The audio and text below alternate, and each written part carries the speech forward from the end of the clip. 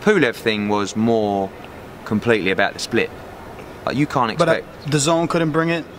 No, instead of him going to Bulgaria? Not with the money you'd have to pay Pulev for his 75%. You know, to give him what he wanted for that fight, you'd have to give Pulev like $2.5–3 million. He ain't worth that. He ain't worth $1 million. And he doesn't want to travel either. It's not. No. I'm not the first guy to turn it down. Brazil turned it down. Joshua turned it down. Sorry, not Joshua. Dylan White turned it down. You know, so fighting Pulev is not a problem. It's where we fight Pulev is a problem. You know what I mean? I feel like for a mandatory shot, the money wasn't the greatest, but at the same time, it's a destination as well too. You know. Well, the only reason I bring it up is because obviously in the media, his promoter said that they attempted, and I spoke to your promoter or co-promoter about them attempting to bring it to New York, but they said that the money wasn't there. So I'm like, the zone got the money. Yeah, but the problem is they made a bid of 2.2 million for that fight. So that's fine, but he also needed more money than what was bid. So time you start tallying it up, and no disrespect to Pulev, he's not a big name in the US market. You know, Jarrell Miller's the A-side in that fight, yet he's having to take less than Pulev. So I think the thing is right now is that you're going to get messed around by the governing bodies because everybody's going to be taking exceptions and unifications and undisputed fights. So even for that fight, if he would have won, that fight would have taken place in October. Then he would have been the mandatory for after Povetkin Joshua.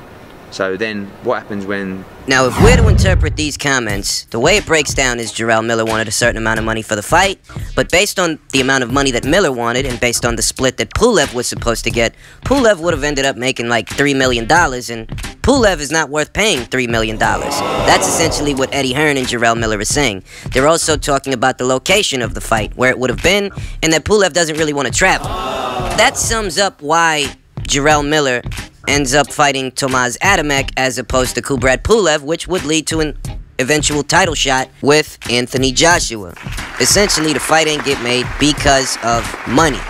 And to hear that two guys that are not champions, neither of them, that are just contenders, they're not marquee attractions, they're not marquee fighters, they're not household names, to hear that essentially this fight between two contenders who are vying to become champions, to hear that, oh, well, it was over the money, it's like hearing a broken fucking record.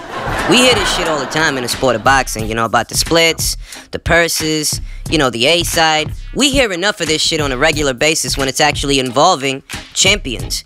But to hear that a situation like this arose between two contenders, well, yeah, it's going to be annoying. Yeah, it's going to be a little bit frustrating to the fight fans. Yeah, a little. Especially when you're trying to understand why is Jarrell Miller fighting Tomasz Adamek instead of fighting a guy that could get him a title shot. Now, we know that Jarrell Miller and Anthony Joshua, those guys are stablemates. So what Jarrell Miller must be figuring is, you know what? Instead of dealing with this situation, I will just talk my way into the fight. I will create a buzz for the fight, and that will create fan demand. Makes sense. You know, that's got to be the logic, because you just turned down an IBF title eliminator, and you know, that fight could have put you where you wanted to be.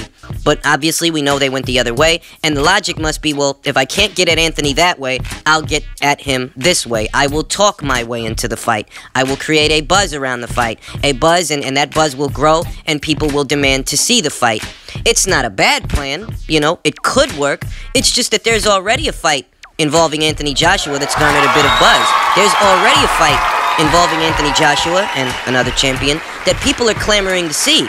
So when those two fights are side by side with each other, we know what people are going to say they want to see. And they're not going to pick a Jarrell Miller fight over a Deontay Wilder fight. They're not.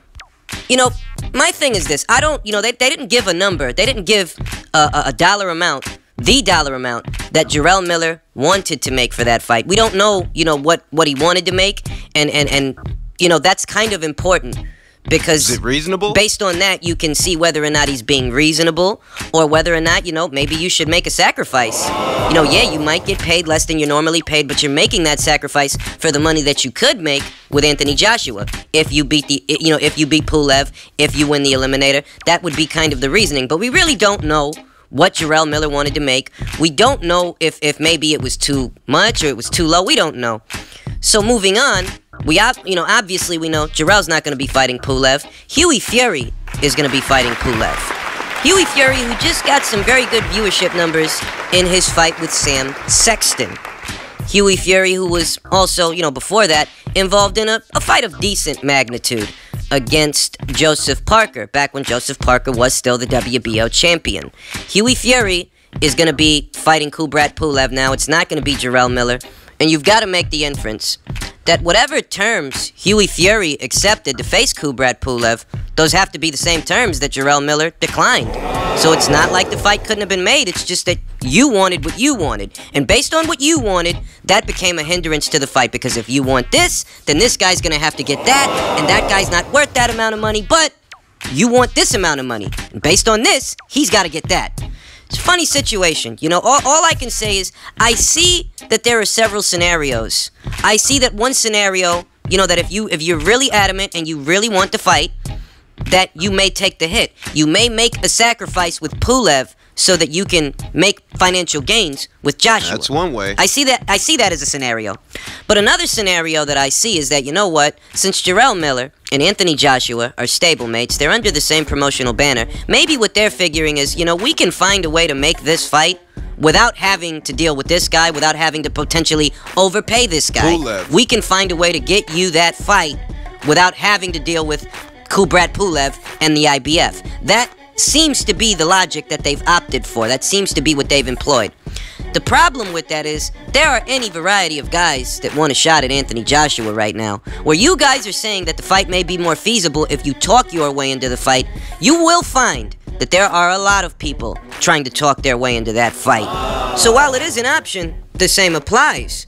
Fighting Pulev and beating Pulev, even if it would have required Jarrell to make a sacrifice, but fighting him and beating him, it would have brought him closer to Anthony Joshua than fighting Tomasz Adamek. It's really that simple. The only thing that's left in the air, the only thing that's left up for debate is how big of a sacrifice would he have had to have made, and would you guys deem that sacrifice as something that is reasonable? In other news, there's been some movement on the Ring IQ women's pound-for-pound list, and this activity is due to inactivity. Daniela Bermudez, who sat in the number 5 spot, ahead of Katie Taylor, Mariana Juarez, Erika Farías, Delphine Persoon, and Yelena, Daniela Bermudez is no longer featured on the Ring IQ pound-for-pound list, and here's why. Daniela no longer meets the minimum requirements to be ranked on the list. You know, after Daniela beat Marcela Acuna, the super bantamweight, the IBF super bantamweight champion, Former champion, Daniela became a unified champion. In doing so, she held the WBO and IBF world titles. But it just so happens that both of those titles are vacant. Both of those titles are listed as being vacant, and it just so happens that Marcela Acuna, who originally Daniela beat to procure that IBF title, it just so happens that Marcela is going to be fighting for that same vacant title. That confirms that Daniela Bermudez is no longer holding it. She's no longer holding any world titles. And a minimum requirement of all the fighters ranked on this list is they must be holding at least a minimum of 1 world title. So since Daniela no longer meets that criteria, she's bumped off. And all the fighters that were ranked behind her move up 1 spot. And all those fighters advancing 1 spot in the absence of Daniela Bermudez, that creates a vacancy. That creates an open slot, an open spot for another fighter to occupy. And that fighter is the undefeated WBC Super Featherweight champion, Eva Wallstrom. Eva Wallstrom sports a professional record of 22-0 with 1 draw. She's been the WBC Super Featherweight champion since 2015 and sports wins over the likes of Fatuma Zurica, who is currently the WBC Super Bantamweight champion. She also gave Anaí Esther Sanchez her first professional loss. You may remember that name because that's one of Katie Taylor's old opponents. Well, Eva Wallstrom faced her first, and when she faced her, Anaí was in fact undefeated. More recently, Eva Wallstrom squared off against Brooklyn's own Melissa St. Ville. She won a decision over her. So Eva Wallstrom's definitely collected some quality scalps in her time. Here's the problem. That a fighter with a stronger argument may end up bumping Eva off of this list. A fighter who I'm sure most of you are familiar with. That fighter's name is Amanda Serrano. Amanda has plans to procure another world title in what will be her 6th division. Amanda's been a champion more times in more divisions than Eva Wallstrom, collected more quality scalps than Eva Wallstrom. And if Amanda Serrano is successful in that attempt to procure another world title in another division, her argument will be much stronger than Eva's. You know, the only reason Amanda's not there now is because she's not holding a world title of any kind. She doesn't meet the minimum requirements to be ranked on the list. But in procuring a world title, she will meet those minimum requirements, and if you look at her track record, well, it speaks for itself. So not only would Amanda bump off Eva because her argument is stronger, but she would emerge much higher on the list than Eva currently sits today. We're talking top 3. That's what we're talking about. Okay, if you've seen Amanda Serrano in that boxing ring, if you're even remotely familiar with her, you'll know that this is one of the best women boxers in the world.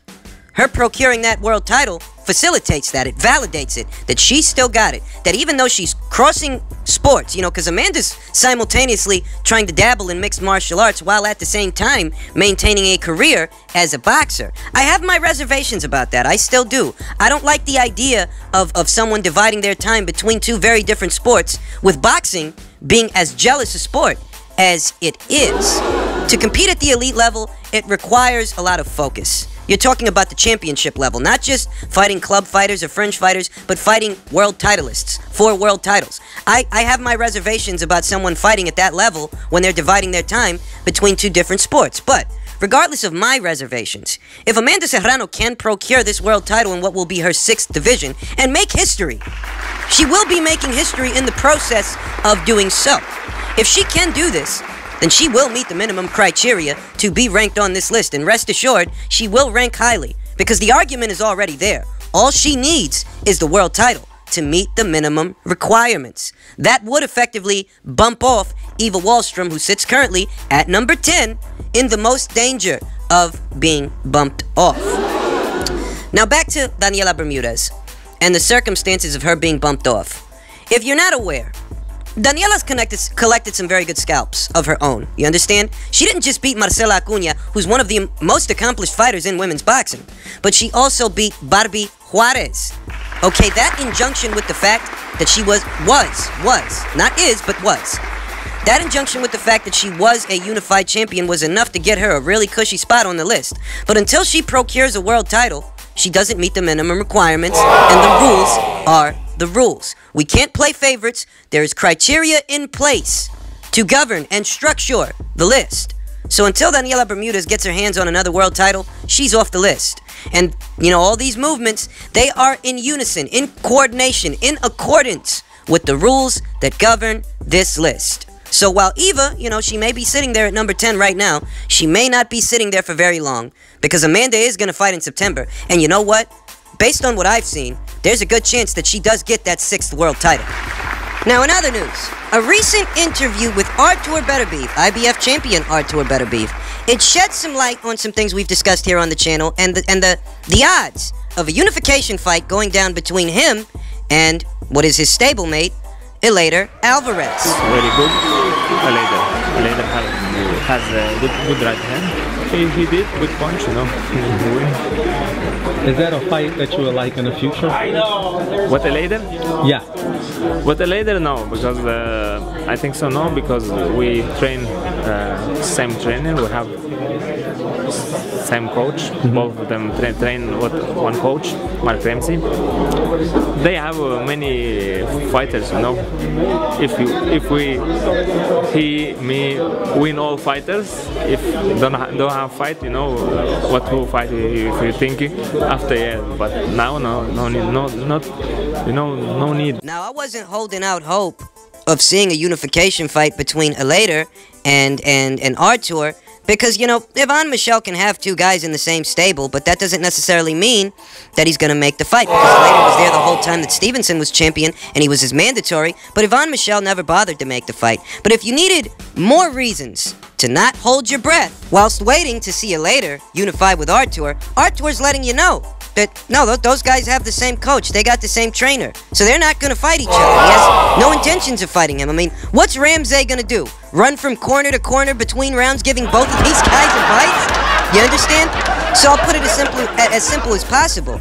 I already didn't view a unification fight between those two guys. I already didn't view that as being very likely. But now it's even less likely than that, for those who don't know. For those out there who didn't know, these guys, they're being trained by the same guy. So the likelihood of them fighting each other, it's not very likely at all.